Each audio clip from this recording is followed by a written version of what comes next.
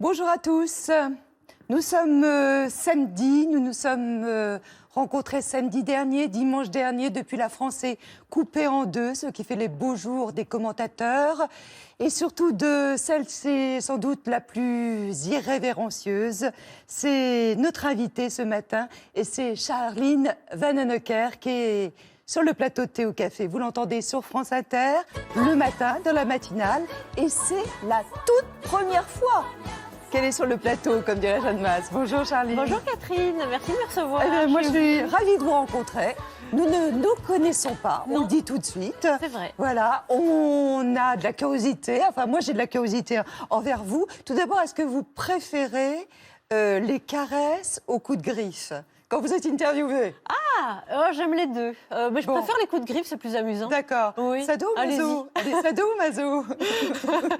Alors, est-ce que je connais la différence entre les deux? Je suis pas sûre. D'accord, donc vous prenez les deux. Maîtresse Catherine, vous allez m'apprendre. Très bien.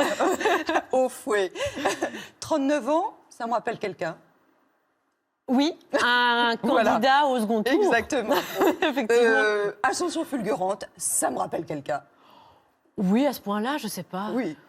Enfin, ça se passe donc sur le service public, sur France Inter, effectivement. Ça se passe aussi sur notre chaîne, tous les 15 jours, dans l'émission politique. Ouais. Vous venez trier les politiques en faisant une carte blanche, un billet d'humeur, un billet d'humour, un billet satirique. Vous aimez bien d'ailleurs l'idée de journaliste satirique, plus que humoriste. Oui. C'est un nom très difficile à prononcer que le vôtre. Qu'est-ce qu'il a dû être écorché? Ah oui, surtout en France. Déjà, alors je pensais Vanhoenacker, il y a déjà le mot van.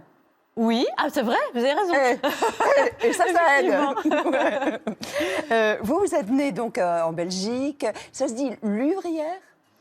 La ville d'où je viens, ça s'appelle La Louvière.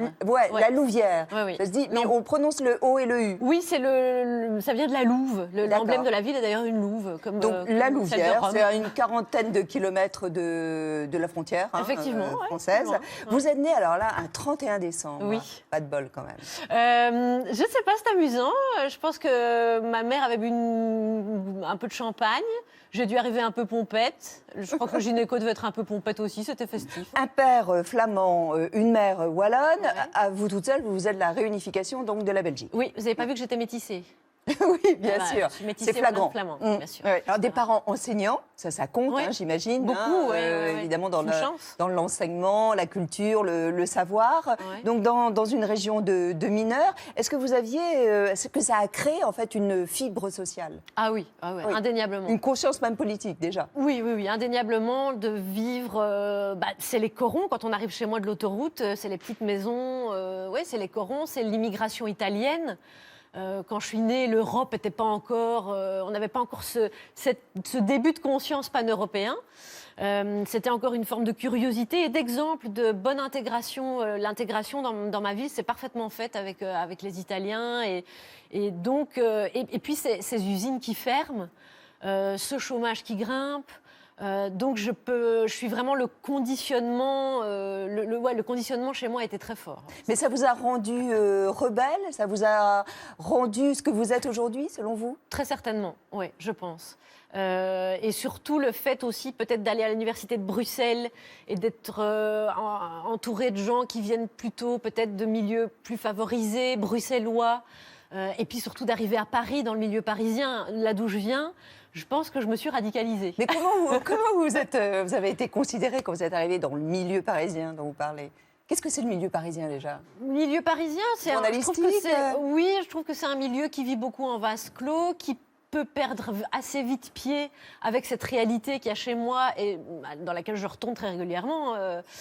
C'est un milieu qui se coopte, où quand on réussit après, on en fait profiter ses enfants, ses amis, etc. Et donc il y a quand même une sorte de cénacle qui est parfois proche du pouvoir, etc. Et qui n'existe pas en Belgique? Non, en Belgique, ça fonctionne très différemment. Oui. Ça, c'est un autre conditionnement, je pense. C'est que j'ai commencé un peu ma carrière journalistique en Belgique et ça, je ne l'ai pas du tout constaté. C'est beaucoup plus, je dirais, à la bonne franquette. C'est-à-dire qu'on ne sort pas des grandes écoles, on apprend sur le tas.